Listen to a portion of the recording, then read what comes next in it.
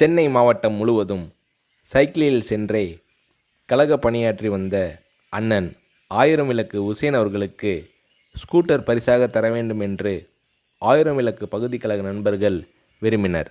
அந்த பகுதியின் பிரதிநிதியும் மாவட்ட பிரதிநிதியுமான தளபதி மு.க.ஸ்டாலின் அவர்களும் விரும்பினார். எனவே இந்த நிதிக்குழுவிற்கு தளபதியை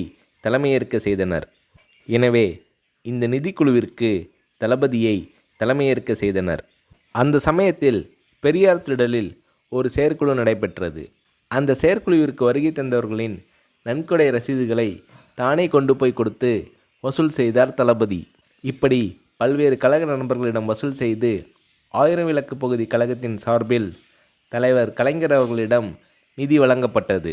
தளபதி மு.க.ஸ்டாலின் அவர்கள் முயற்சியால் பகுதி செயலாளர் எஸ்.ஏ.எம். உசேன் அவர்களுக்கு கழகத் தலைவர் கலைஞர் அவர்கள் ஸ்கூட்டர் ஒன்றை பரிசாக அளித்து அதன் சாவியை உசேன் அவர்களிடம் ஒப்படைத்து உரையாற்றினார்.